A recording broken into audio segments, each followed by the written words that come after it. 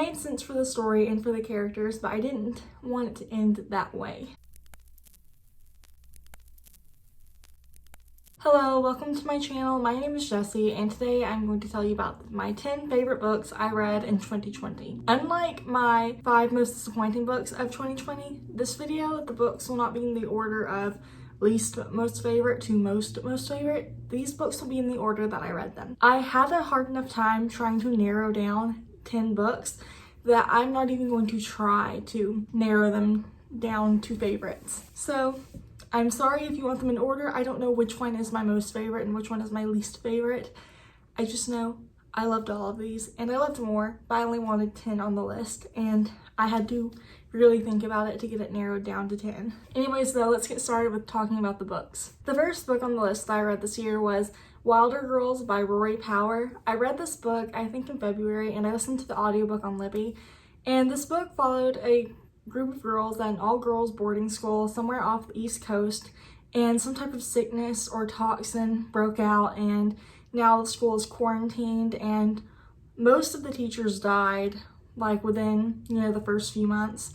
I think the headmistress and maybe one of the younger teachers are still around, but for the most part, it's just the girls who were in the school and almost no other adults. And it seems to affect the girls once they start their period. I think at the beginning of the book, the youngest girl just started her period, and therefore she got the toxin and stuff, and it affects all the girls differently. So I believe Hetty, we spend most of the book in her point of view.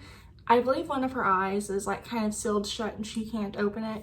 And then another girl, I can't remember her name, her hand is messed up, and then like that happens to a bunch of the girls who live there. At the start of the book, they're in quarantine. They're not really supposed to leave the school grounds for any reason. They have it all set up to where the military drops off food and supplies, I think once a week, and a specific group of girls go and get it and come back, because it's not just the girls in the school that are affected, it's all the wildlife around on the whole island. And Hetty, it's not that she doesn't want to know what's wrong, but she's not actively wanting to search for what's wrong because it's scary, it's dangerous, it's already scary enough dealing with it inside yourself.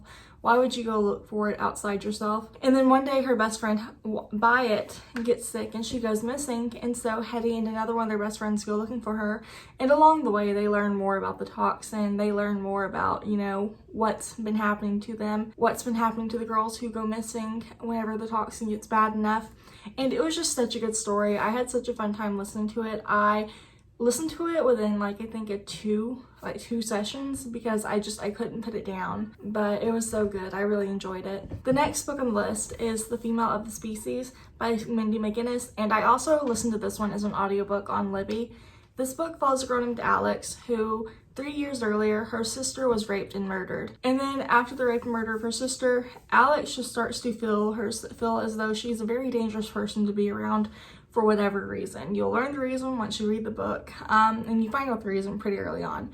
But she feels that she's an incredibly dangerous person to be around. She's a danger to those around her. She should not be around them. It's her senior year. Those feelings are kind of getting worse, but she's also finally kind of starting to make friends at school. She meets Jack, who I think she and him are really close in class ranks, and they start to get to know each other more. And Jack was actually part of the group that found Alex's sister's body. And then Alex also becomes friends with PK, who is the preacher's kid, and that's how she got her nickname. And PK was a really good influence into helping Alex, I guess, be more comfortable with herself.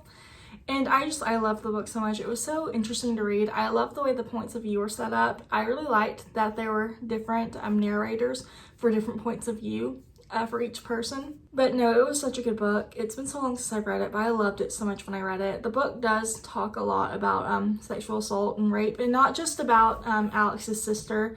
At one point, they have a cop come to the school and do a seminar or something, and he makes an inappropriate comment or something that makes one of the girls in the crowd feel uncomfortable. There's another scene at a party where something almost happens. And so that's mentioned. Sexual assault is gone over quite a lot in the book, and it's definitely a pretty heavy topic in the book, but it was such a good book. The only thing I didn't like was the ending. I was really hoping for a specific kind of ending, and I didn't get it. The ending made sense.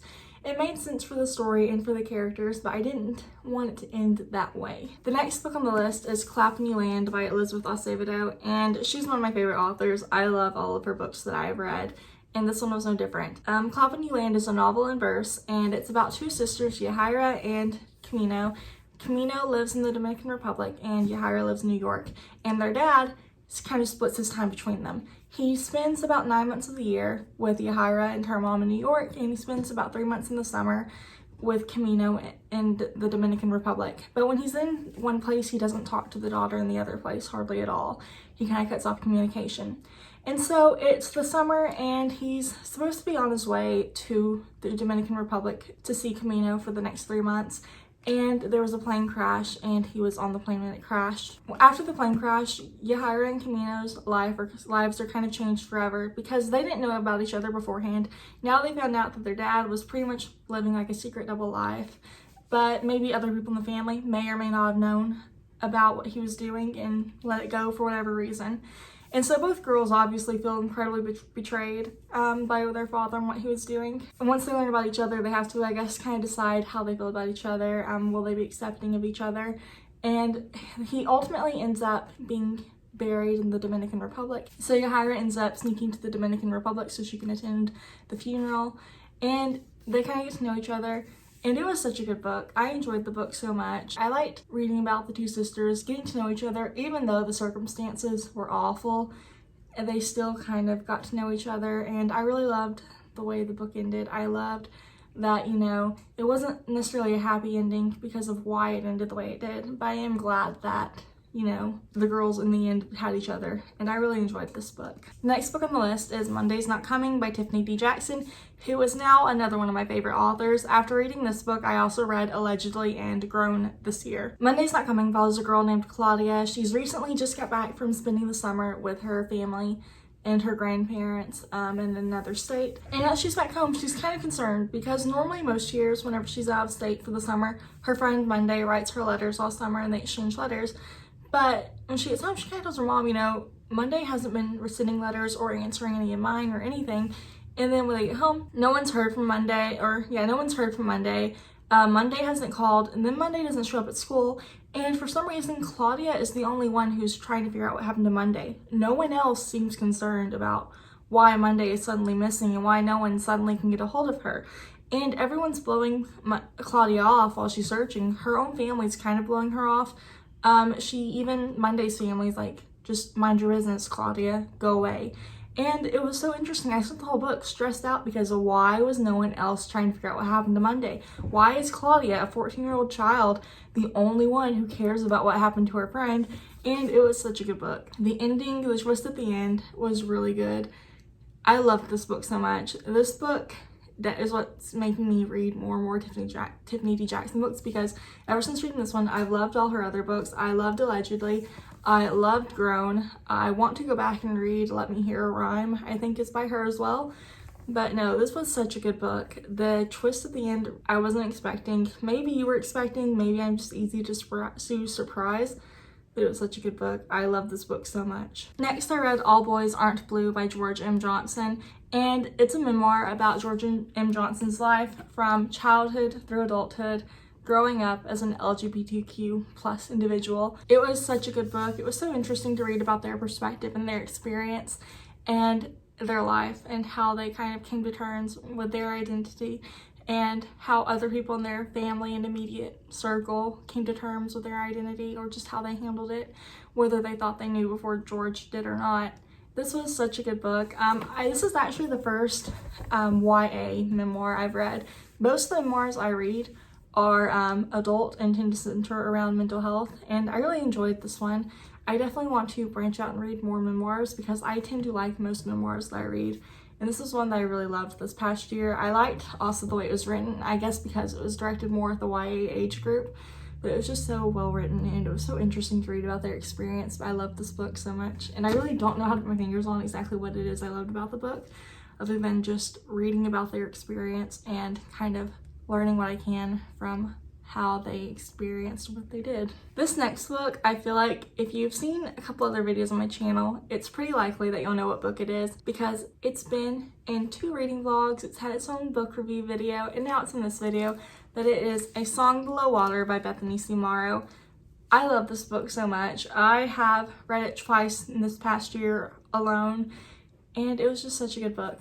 It follows 2 girls, Tavia and Duffy, and while they are in the story together, they're both kind of experiencing their own issues, but they still work together to help each other. They're still there for each other even though they have their own issues and own things that they are going through privately. So for example, Tavia is a siren, and siren are only Black women. And recently there's been a siren trial going on that's affecting Tavia because Tavia and her family fear for Tavia's life if Tavia's siren identity is ever revealed. And so Tavia's struggling with that, and like, you know, she wants to be able to accept all of herself, but no one else will be able to accept all of who she is. And so she's kind of struggling with coming into her identity and also dealing with racism and prejudice. And then Effie, she kind of has other issues going on. She, as a child, witnessed her friends turning to stone, and they assume it was by sprites, but no one ever really knew for sure. And now all of a sudden, people are starting to turn to stone again. And then Effie's having a lot of issues with her skin shedding, her scalp shedding. Her skin and scalp are incredibly dry and itchy, and she's having all these issues, and she's trying to figure out what's wrong with her. Why is her body not behaving right? Why are these bad things happening to her again? And it was such a good book. I love this book so much. I loved both of these characters. They were so interesting to follow and see how they experience things. And I'm actually really excited to read the next book that will take place in this world. A Chorus Rises. It'll be Naima's story. But I'm really excited, and I love this book so much. I'm gonna have all the other videos this book was involved in linked in the description box because I have talked about this book so much and it really has been a favorite. The next book I read and loved this year was The Romance Book Club by Lisa K. Adams. I've actually found out in 2020 that I like adult romance, especially if they're like romantic comedies. I actually really like that genre right now. And this is the book that made me realize I liked it, and it was such a good book. This book follows Gavin and Thea. Gavin is a Major League Baseball player. He did something cool. I don't know baseball. I don't pretend to know baseball. He did something cool. He and Thea go home, celebrate, and finds out she's been faking her orgasm for the past couple years. But on top of that, that wasn't the thing that kind of set everything off. But that was just the straw that broke the camel's back because they had other issues that they hadn't been dealing with, and they just grew and grew and grew until this last issue that was apparently the end of it for now. And so Gavin and Thea are in the process of separating, and a couple of Gavin's friends are like, hey, we have this romance book club. We read romance books and we apply it to our everyday lives. You can help, you can join. And so the book club's made of like a bunch of big shot guys in the Nashville, Tennessee area, and they work together. They read a romance book with him and kind of help him use it to win Thea back. It's essentially like a second chance romance, but they're already married. They're just trying to recover their relationship. And it was a really cute book. It was really sweet and funny to read. I enjoyed it so much. I read the second book and I really enjoyed it. I hope to read the third book sometime soon, and I want to read the fourth book when it comes out too. But no, this was a really good book and I had a really good time reading it. It made me laugh a lot. It was really sweet and cute, and just, it was overall a good book. I really liked this one. It made me feel really good. I think I read most of it in one sitting. My next favorite book I read in 2020 was Anxious People by Frederick Backman. I really loved this book. I know there was a lot of hype around it, and this is a book where the hype worked. This book takes place all in the course of a day, and it kind of follows a failed bank robbery attempt. Someone tried to rob a bank. It didn't work out, so they go and hold a bunch of people hostage in an apartment showing that's for some reason happening, I think the day before Christmas Eve, or maybe it's Christmas Eve, or it's around the holidays. And it's like a Sunday or around the holidays. It's a day when you wouldn't normally have a house showing. And all the people who are being held hostage get to know the bank robber. The bank robber gets to know them. Then whenever they finally get out and they don't know where the bank robber went, when they finally get out, they don't know where the bank robber went. And the hostages are being like interrogated by the police just to see what they know. And they are some of the most disruptive, uncooperative witnesses ever. They make the police officers' jobs incredibly hard. However, one police officer makes the other police officers' jobs incredibly hard because I think the younger one is the son of the older one. They have different ideas of how things should be done, and like why they did what they did, and just I don't know how to describe it. It was just an amazing and great book. I have a book review on this one as well, both written and in video form, because this one was just such a good book that I had such a good time reading as well. It was so interesting to read about all the characters and learn about them, because I felt like the story was more character driven than plot driven. Like there was a plot, but also you spent most of it just learning about the characters, and they were just all interesting and frustrating, and it was such a good book. The next book I read and loved was The Astonishing Color of After by Emily X.R. Pan, and this follows a girl named Lee. Her mom recently committed suicide, and her mom's come back as a red albatross. She's kind of left her messages and like stuff that she needs to do in order for the mom to move on to the afterlife. And so Lee and her dad go to, I think, China, maybe, I might be wrong, it's been a couple weeks since I read it, but they go and visit Lee's mom's parents, who she's meeting for the first time ever. And while she's there, Lee is like trying so hard to complete these tasks for her mom to help her mom move on, but she's also kind of like learning about her mom's own past that she never knew about, and like how her mom struggled all her life with depression. And it was such a good book. I loved this book so much. It was such a sad, sweet book. It does definitely deal with heavy topics like suicide and depression and suicidal thoughts. So definitely those are some important things to keep in mind if you need trigger warnings. But it was such a good book. I enjoyed it so much. I listened to the audiobook on Libby. It made me kind of sad at times, but it was also just so well written, so interesting, and just I liked it so much. The last book I read in 2020 that made it onto my top 10 books is Six of Crows by Leigh Bardugo. And I don't think all heist novels, whether they were written before or after this book, should be compared to it. But I can see why some people might compare it.